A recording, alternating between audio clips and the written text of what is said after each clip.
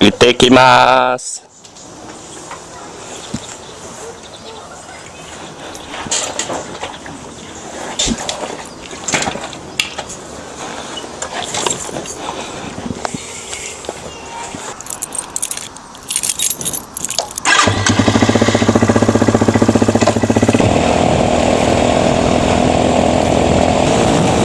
Fala galera, aqui é o Maurício Maximiliano, estamos de volta, estamos de moto, estamos num formato diferente, a câmera posicionada de maneira mais adequada, menos improvisada, e agora temos um microfone, então eu não preciso ficar mais gritando e que eu possa também dirigir com a viseira fechada. Estamos aí, hoje é domingo, não estamos indo para o trabalho, estamos indo para a igreja, minhas baquetas estão aqui. Eu quero falar um assunto que me veio à cabeça no último vídeo. No último vídeo não, no número 18, no vídeo 18 do Apocalipse. Eu não sei quando esse vídeo aqui vai para o ar. No vídeo do Apocalipse eu trouxe uma teoria, uma nova teoria talvez. Eu não sei se alguém já pensou dessa forma. Eu acho muito difícil, porque provavelmente eu conheceria.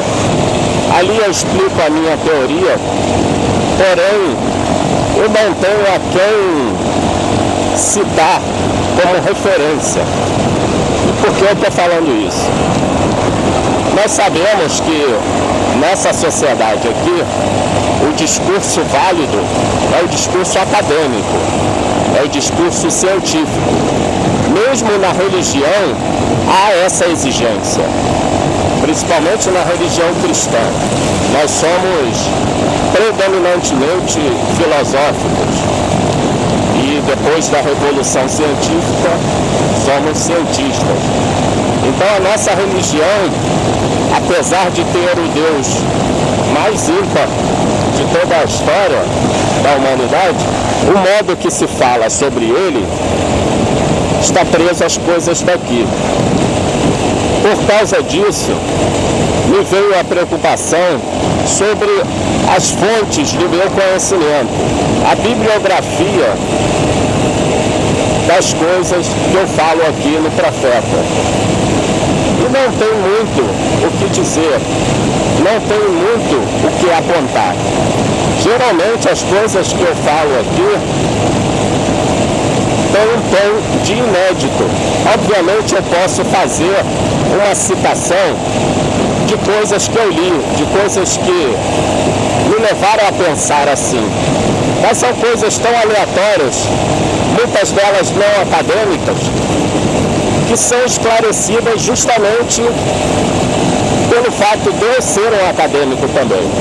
Então a academia me dá ferramentas para que a realidade possa ser lida e dela eu absorva conhecimento, valores, etc, etc. Crie as minhas novas teorias. Porém, eu não consigo fazer, por exemplo, uma bibliografia sobre o que eu disse em relação ao Apocalipse. Aquilo dali é uma coisa muito própria minha, é um insight que eu tive que me dá paz ao ler o livro.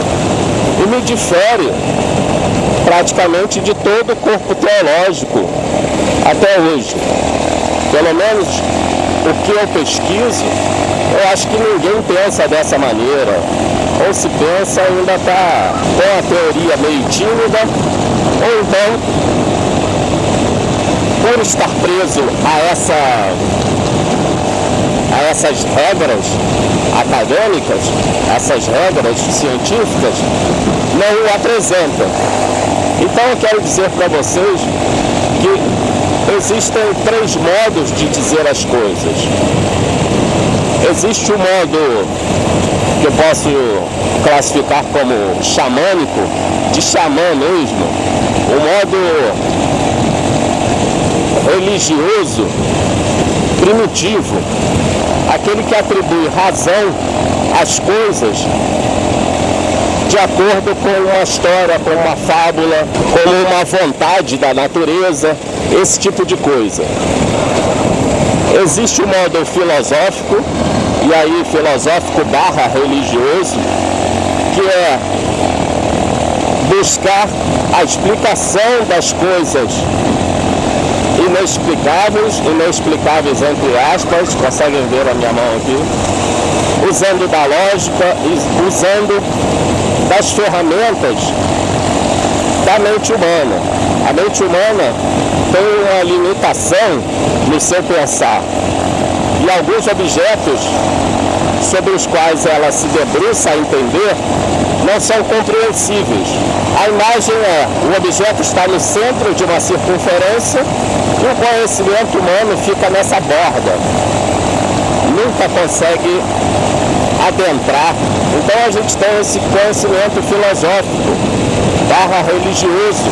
Religioso porque as grandes religiões monoteístas hoje costumam pensar dessa maneira a sua teologia. Então esse pensamento filosófico religioso já tem um pé ali na ciência. Ele tem um privilégio, ele é considerado como conhecimento. Isso pela nossa sociedade aqui, ocidental, capitalista, judaico-cristã. O pensamento xamânico, não, o pensamento xamânico é aquele alvo dos antropólogos, alvo dos documentários, que é classificado como exótico, muitas vezes é classificado como menor, enfim, não é classificado como conhecimento. Apesar de que, como Nietzsche bem lembra, todo o nosso conhecimento vem dali. O filosófico religioso, em alguns casos, é tratado como ciência, quando não há muito devaneio, esses devaneios filosóficos lógicos, frutos apenas da linguagem. E por último, nós temos um conhecimento científico, entre aspas, puro, porque ali rola também uma série de incertezas, mas o discurso científico é o que vigora na nossa sociedade, como aquilo em que todo mundo dá crédito, por causa do método científico, por causa das comprovações. Então tem toda esse apelo. Hoje em dia a sociedade exige, faz esse apelo para que as coisas tenham validade. Então não se crê mais no poder espiritual de um xamã, se dá ouvidos a um filósofo / religioso que racionaliza as coisas do espírito, as coisas do espiritual, mas a crença maior da sociedade atual é a ciência. Tanto que, como eu já falei aqui, tentam explicar Deus, ou tentam unir Deus à ciência, para que o discurso religioso desses que pensam assim possa receber crédito, para que Deus possa ser crido em função de uma comprovação científica. Como eu disse, isso é uma grande bobagem. E eu fico ali com esse discurso filosófico religioso, que usa a razão para interpretar o místico, o mistério, o misterioso. Então, liberto de um xamã, liberto das garras, das regras da ciência, eu falo aqui sobre a linguagem simbólica, que não pode ser presa em forma de pensamento algum. Então é isso que eu trago aqui. Por isso, não vou conseguir fazer citação de ninguém, não vou conseguir trazer uma bibliografia sobre a minha forma de pensamento, porque não tem. Todo o meu aparato bibliográfico está relacionado às coisas que eu li, assisti, vivi, experimentei. Tudo isso me leva à reflexão da realidade. E isso não cabe em documento nenhum. Obrigado por assistir. A gente se vê no próximo vídeo. Valeu!